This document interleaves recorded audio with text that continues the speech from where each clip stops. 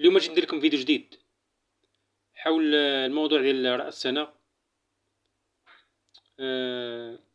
اليوم دابا حنا في الأحد 31 دجنبر 2023.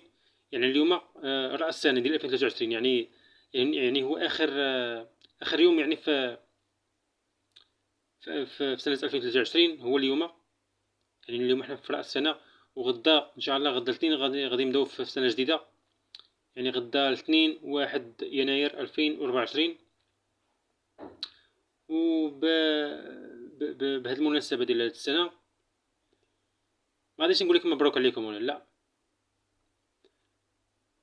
بغيت نقول لكم جيت ندير فيديو حول هذا الموضوع هذا، غنضرب في شي نقاط في هذا الموضوع. غير قبل ما نبداو، كيف العاده عجبكم الفيديو خليو واحد لايك وبارطاجيو الفيديو مزيان. انا عارف كنقول، عارف علاش قلت لكم بارطاجيو، باش كاع الناس اللي غافلين على القضيه يستافدوا من هذا الموضوع هذا ديال رأس السنه.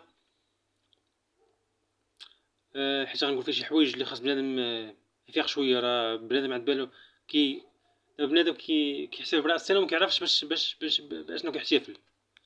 المهم بارطاجيو مزيان هذا الفيديو هذا على اوسع نطاق عندكم في جميع مواقع التواصل الاجتماعي، في واتساب، فيسبوك، ميسنجر الى اخره. وتابعونا في القناه وتضغطوا على زر الجرس باش توصلوا اي جديد. المهم خليو واحد لايك ونبداو الفيديو. لا، المهم الا عندوش تعليق خليه لتحت. تابعونا وتضغطوا على زر الجرس باش الفيديوهات الجايه ان شاء الله اللي غادي نلوحهم يوصلوكم. المهم نبداو دابا. علاش قلت لكم انا في الاول، قلت لكم بمناسبه هاد راس السنه ديال 2024، قلت لكم ما غاديش نبارك لكم. علاش؟ لانه دابا كاين الناس اللي عارفين هادشي اللي غنهضر فيه، وكاين الناس اللي ما عارفينش. داك اللي ما عارفينش غيستافدوا. هادشي علاش قلت لكم بارطاجيو. دابا انت اولا تي صغير كبير كيف ما كان نوعكم، ياك علاش كتحتفلوا بهاد راس السنه؟ يعني هاد شوف دابا واحد القضيه قبل ما نكمل. دابا الفيديو آه، درتو اليوم لحد 31 دجنبر 2023. يعني اليوم راه السنه ديال 2023، يعني اليوم الاخر في 2023. غدا غتبدا 2024، ياك غدا الاثنين. غير هذا الفيديو يعني راه صالح للجميع. يعني نفس الهضره غنقولها دابا على هاد 2024 غتكون غدا. هي نفس الهضره كتنطبق على جميع السنوات الجايه الاخرى، 2025، 2026، يعني 2027، كاع السنوات. يعني هذا الفيديو صالح لجميع الازمنه، فهمت؟ يعني الفيديو يمكن لكم تفرجوا فيه في 2025، 2026، في جميع السنوات، حيت كينطبق على جميع السنوات. المهم موضوع واحد اللي هو راس السنه. قلت لكم هاد 2000 هاد راس السنه ما خصكمش تحتفلوا بيه. كاع ما خصكم تحتفلوا به، بس بالناس اللي ما كيعرفوش القضيه. تقول علاش؟ دابا الناس اللي ما عارفينش غيعرفوا. حيت راه ملي حيت اصلا راس السنه ديال من ديال اليهود، ماشي ديالنا حنا، ديال النصارى واليهود، ياك؟ يعني ماشي ديالنا حنا، ماشي ديالنا حنا المسلمين. وعلاش هما القبر او النصارى واليهود علاش هما كيحتفلوا به؟ علاش النصارى كيحتفلوا براس السنه اللي هو ديالهم بطبيعه الحال ماشي ديالنا؟ هادشي علاش كاع ما خصنا نحتفلوا به معاهم. علاش كيحتفلوا به؟ حيت هما كيحتفلوا به على قبال هذاك اللي كيعتبروه ولد الله. يعني هما كيعتبروا المسيح هو ولد الله. يعني وداروا ليه واحد الوقت اللي غادي يعني يحتفلوا به. شنو هو راس السنه؟ يعني المسيح راه كيحتفلوا به من راس السنه راس السنه. علاش كيحتفلوا به؟ حيت هما كيعتقدوا بانه هو ولد الله. هادشي علاش هما كيحتفلوا به كل مره في راس السنه. كل في راس كل سنه كيحتفلوا به. يعني كل عام كيحتفلوا بهاد المناسبه عندهم. يعني كيحتفلوا ما يسمونه ابن الله اللي هو عيسى. نعم. وانت كمسلم، علاش قلت لكم ما خصكمش تحتفلوا به بعد راس السنه؟ حيت ملي كتحتفلوا براس السنه راه كتدخلوا معاكم، نتوما كتدخلوا معاهم. يعني كتوليو كتشركوا بالله، فهمتي؟ كتشركوا بالله. هادشي علاش راس السنه راه حرام. حتى انا طبعا الحال، حتى انا والعائله ديالنا، العائله ديالي طبعا الحال راه كنا كنحتفلوا بهادشي شحال هادي، حيت ما كناش عارفين. دابا ملي عرفت صافي، دابا ملي عرفنا مابقاش كنحتفلوا به صافي. اي راس السنه ما كنحتفلوش بها، وما غاديش نبقاو نحتفلوا بها نهائيا. علاش؟ حيت كيف قلت لكم هاد راس السنه ديال الكوار ماشي ديالنا حنا مسلمين. وهما كيحتفلوا براءة السنة كيف قلت لكم على قبل عيسى اللي كيعتبروه ولد الله. يعني هذه هي النية ديالهم باش كيحتفلوا براءة السنة. وانت كمسلم ما جيتش تدخل معاهم في هذا الاحتفال كتشرك بالله. بحال انت كتوافقهم على هذا المعتقد اللي عندهم. بحال كتقول لهم بصح انا غنعتقد معكم، انا غنحتفل معكم بهذا الاعتقاد ديالكم ديال انه يعني بحال انت كتعترف بانه راه عيسى. يعني انت كمسلم اللي تحتفل معاهم براءة السنة يعني راك كدير يعني كتعترف بانه كلامهم صحيح. يعني كتعترف بانه راه عيسى النيس ولد الله. وانت كمسلم الا جيت دير القضيه راه خايبه، حيت راه شرك، هادشي واعر، هادشي شي حرام. طبعا حنا ما كناش نعرفوا شحال هادي، ولكن دابا ملي ولينا نعرفوا دابا مابقاش كنحتفلوا بهذا راس السنه صافي نهائيا.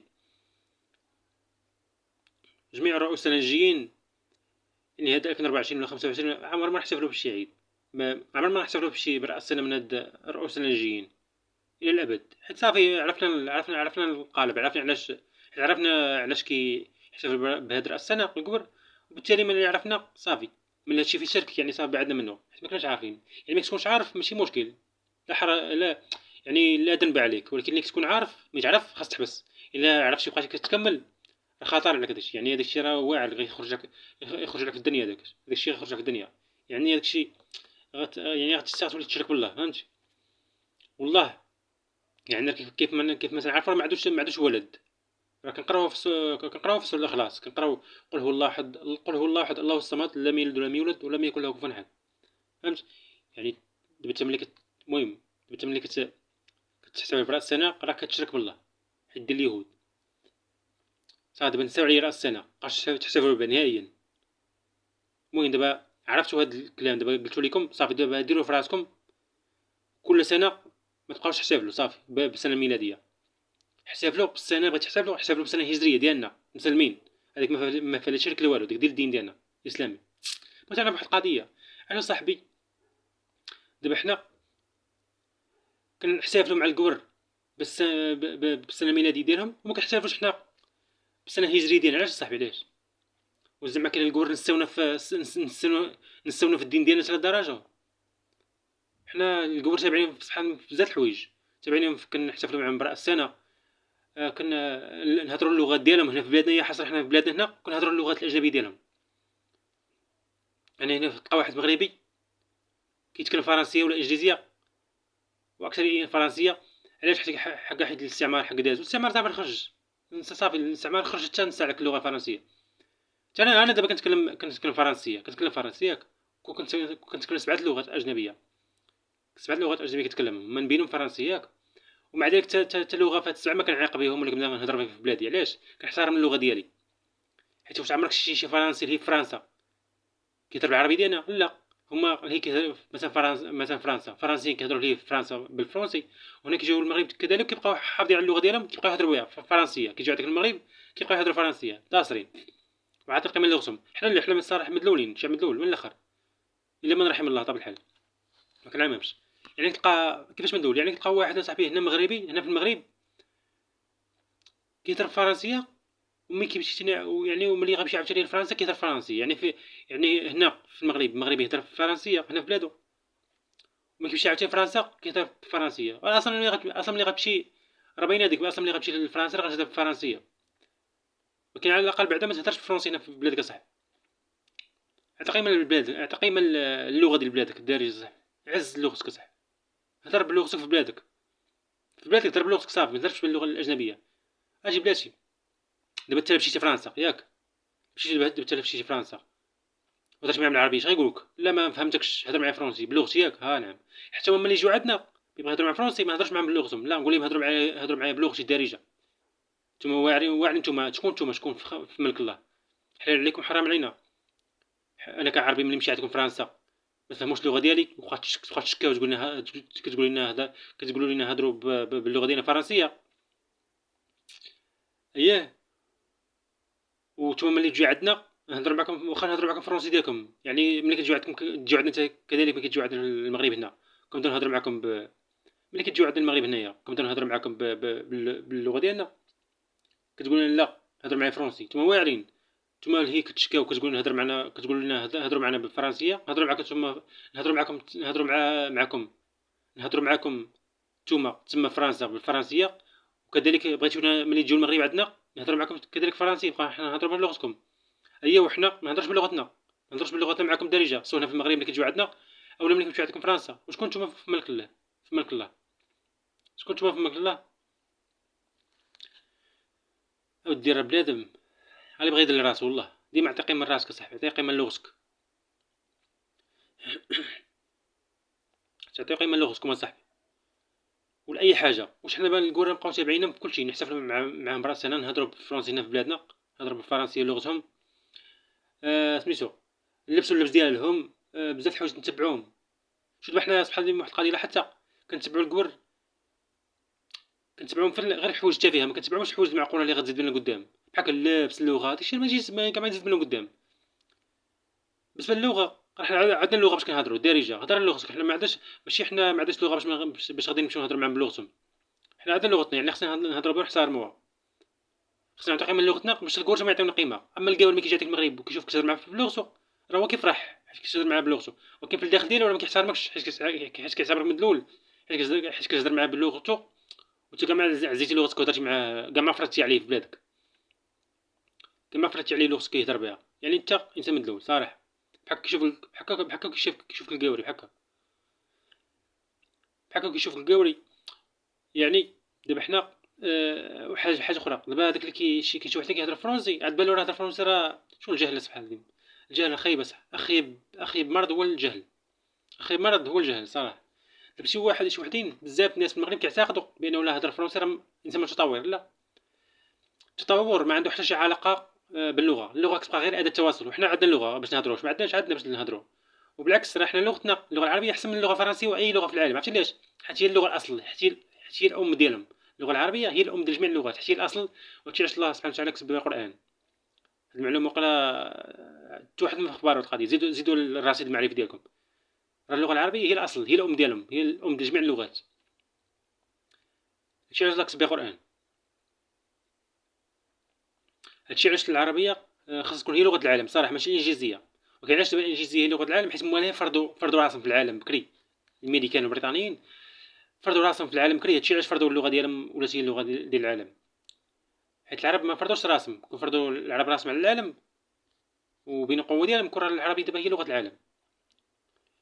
وعاوتاني كيزيد دابا الامريكان وكذا بريطانيا كيفتحوا الاكاديميات. كتشوف الاكاديميه البريطانيه للغات، كتشوف الاكاديميه في المغرب كامل تقريبا في كاع الدول العربيه بزاف الدول الاخرين في العالم. تلقى الانجليزيه فرض راسها حيت مواليها خدموا عليها وناضوا داروا مدارس عليها وداكشي الانجليزيه. وحنا لا، حنا العرب كاع ما فرضنا راسنا فرضنا اللغه ديالنا باش تكون هي لغه العالم. يعني نمشيو نفتحوا اكاديميه حنا ديال العربيه، اللغه العربيه في العالم كامل باش اللغه العربيه تنتشر. كاين اللي غيقول لي واخويا راه كاينين مدارس في الدول الاوروبيه ديال العربيه، كاينين ولكن ما قلال. وحاجه اخرى ما كي يعني داك اللي مصاوب المدارس ديال اللغه العربيه تما في الدول الاوروبيه ما كيحببوش اللغه العربيه الكبار باش يجيو يقراوها. يعني كاع ما كيديروا اعلانات والعيبات وكيقولوا للكبار، كيقولوا لهم مزيان تقراو الدارجه باش ملي تمشيو للمغرب تهضروا بالدارجه وكذا. كاع ما يعني شوف الكاوري دابا كاع شوف هذاك الشيء كاع ما يتسوق ليه. علاش؟ حيت ما كيهموش هو اللغه، ما كيهموش يبرز راسو باللغه ديالك انت، يدخل راسو يجي يفرع راسو هو يتعلم ليها باش يجي يهضر معاك انت. علاش؟ حيت ما كيعطيك قيمه وتتابعو كمدلول. يعني انت ما عطيش قيمه لراسك كمغربي، يعني انت خصك تعطي قيمه لراسك وهو اللي خصو يبقى تابعك بحال المدلول، ماشي العكس. يعني فرض شخصيتك صح، خصكم تكون عندكم شخصيه، خصكم تكون عندكم شخصيه ماشي تكون مدلولين. يعني المهم نكمل. قلت لكم اللغه ما عندهاش علاقه بالتطور، حيت اللغه غير اداه تواصل.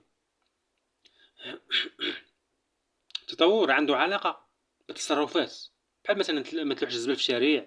ماشي انت كتهضر فرونسي تجي تقول لي راني انسان متطور غير حيت كتهضر فرونسي. لا، داك الفرنسيين انت اللي كتكلم في اللغه ديالهم راه ما كيلوحوش الزبل.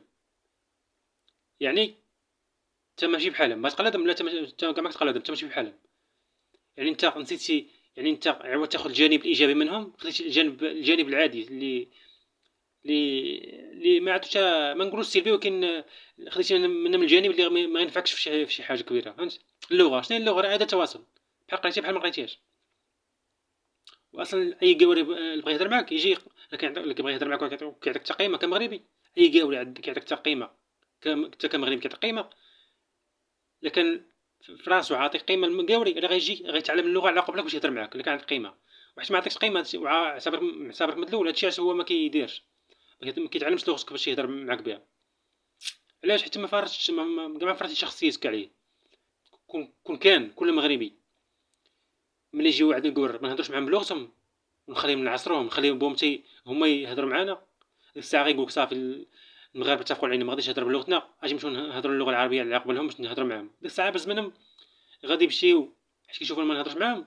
واخا حنا عارفين الفرنسيه ما نهضرش معاهم، نحيدوا اللغه العربيه ما نهضرش معاهم اللغه الفرنسيه ديالهم واخا عارفينها ما نهضرش معاهم بها ملي يجيو لبلادنا. يعني بحال هكاك غادي تزايروا غيقولك شوف المغربي كاع ما عطاني قيمه، اذا اش غندير؟ خصني بغيت نهضر معاه نتواصل معاه ونفهمو وندير بلاصتي في هذا المغرب. اش خصني ندير؟ خصني نمشي نتكلم اللغه العربيه باش نتعلمها باش نجي نهضر مع المغربي. بحال هكاك غنبداو نعطيو قيمه للغه العربيه ديالنا وغتبدا تنتشر في العالم. فهمت؟ هذا يعني كل اي واحد يعني بحال هكا غيولي اي واحد قبل ما يفكر يدخل المغرب تيتكلم تيمشي يتعلم اللغه العربيه ديالنا باش يجي يهضر معنا بها. بحال هكا جميع الدول الغربيه غادي نعلموها بزمانها تتعلم اللغه العربيه باش تدخل عاد تهضر معنا بها، وبالتالي في اللغه العربيه غادي تبدا في انتشار كبير عبر العالم. يعني دابا كيف قلت لكم ما تاخذوش من الكور تاخذوا منهم غير اللغه، حيت اللغه غير اداه تواصل. كيف قلت لكم حنا اصلا عندنا اللغه، هما اللي بغاو يهضروا معنا باش يتعلموا اللغه العربيه على قبالنا باش يجي يهضروا معنا بها.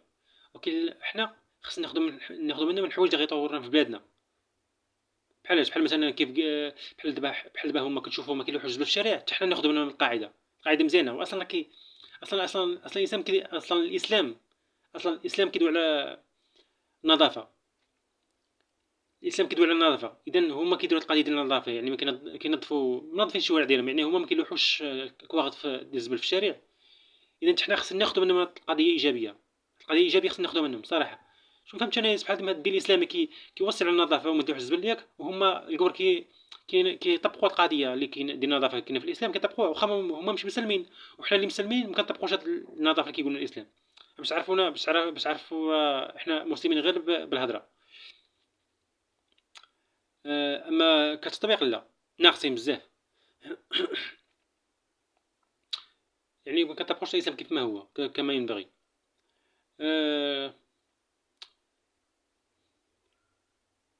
يعني كيف قلت لكم ناخذ الحوايج اللي غادي يزيدوا بينا قدام في الحياه، بحال مثلا من اللحوش، بحال مثلا القور كنشوفوا عدم. كيف قلت لكم كنشوفوا عدم القضيه ديال انهم ما كيلوحوش الزبل في الشارع، حتى حنا نديروا القضيه من نقلدوهم في القضيه. واش حنا كنقلدوهم على الحوايج وفي ديك الحوايج تافهه صافي. حنا ما كنقلدوهمش في الحوايج المعقوله اللي غتزيد بالبلاد ديالنا قدام وتزيد حتى حنا تزيد بالعقول ديالنا للامام. هادشي قلت لكم نبارطاجيو الفيديو باش يوصل باش كاع الناس يستافدوا من هاد النقاط اللي كنقول. بحال مثلا عاوتاني كنشوفهم هما عندهم اختراعات حتى حنا نخترعوا، يعني نقلدوهم في حوايج كبار زوينين غيزيدوا بالبلاد ديالنا قدام وحتى حنا غيطوروا العقول ديالنا. اما الحوايج اللي عاديين بحال مثلا بحال مثلا الملابس التقليد نقلدوهم في الملابس ديالهم ولا اللغه، لا اللغه غير اداه تواصل، حنا عندنا اللغه باش نهضروا معاهم بها، وهما اللي عاطينا قيمه يهضروا بلغتنا باش يتعلموا لغتنا باش يجيو يدخلوا المغرب يهضروا معنا بها. والحوايج راه حنا يمكن نديروا افكار غير من راسنا نصاوبوا الحوايج ديالنا بلا ما نقلدوهم في الحوايج ديالهم. وزيد من الامور الاخرى، وماشي عاوتاني تمشي تقلد في الفرشيطه تاكل موس فرشيط تقول انا مطور، لا راك مكلخ. موس الفرشيطه ديالهم هما انت خصك تاكل كمسلم تاكل بيدك، حيت اليد هي اللي فيها البنه بزاف. فهمت؟ وفي بركه وبزاف مسائل، يعني خصك كمسلم خصك تاكل بيدك فرشيط. فهمت؟ خاص دير فرشيطه غير في شي حوايج اللي مثلا ما كيتهزوش، مثلا كيتهزو كاع ما يتهزو باليد، خاصهم هو لابد فرشيطه مثلا بحال ايه. اما اغلبيه خصك تاكل بيدك. وملي تبغي ديك الحاجه اللي خصك تهز فرشيطه هز فرشيطه صافي، ما ديرش فيها ما ديرش هو المستوى العاقه ولا داكشي لا علاقه بالتطور. يعني كل بيدك انت كمسلم كل بيدك، حيت كمسلم يدك اللي كلتي بها تماك غتسمى مطور. علاش هما ما يقلدوكش انت كمغربي ولا مسلم ما يقلدوكش حتى ما يقلدوكش في ما ياكلوش تما بيدهم؟ علاش ما يقلدوكش انت كمغربي يشوفك تاكل بيدك وتما يمشي ياكلوا بيدهم؟ علاش ما يقلدوكش في القضيه؟ انت تعرف تقلدهم؟ حنا تابعين وحنا تابعينهم وهما كاع ما مسوقين، يعني حنا مدولين. المهم بلا ما نطول الفيديو بزاف، دوينا على القضيه ديال راس انا قلت لكم كاع ما تحتفلوا بها لأنها حرام، وقلت لكم السبب علاش. واللي نساو شي حاجه يعاود يرجع الفيديو، من الاول. وعاوتاني يعني الكور ما خصناش نبقاو ما خصناش نبقاو نتبعوهم في كلشي. اي حاجه نتبعوها في شي حوايج اللي غتزيد بنا، شي حوايج كبار اللي غيزيدوا بالبلاد ديالنا قدام وغينوروا العقول ديالنا. اما الحوايج التافهه نخليوها. حنا درنا العكس، حنا خلينا الحاجه الممتازه عندهم وخدينا التفاهه. سميتو يعني المهم دوينا على القضيه ديال كذلك القضيه ديال قلت لكم مابقاوش تتبعوا الكور في اي حاجه، خصك تعرفوا فاش تتبعوهم. يعني اللغه كذلك، يعني اللغه مثلا، اللغه ما خصكش تبقاو تتبعوهم في لغتهم، خليهم هما يهضروا بلغتكم، تعلموا يهضروا بها باش يجي يهضر معكم بها، باش حتى باش حتى كانسان عربي تعطيك قيمه من طرف القوري يعطيك قيمه. يعني المهم بزاف المسائل اخرين.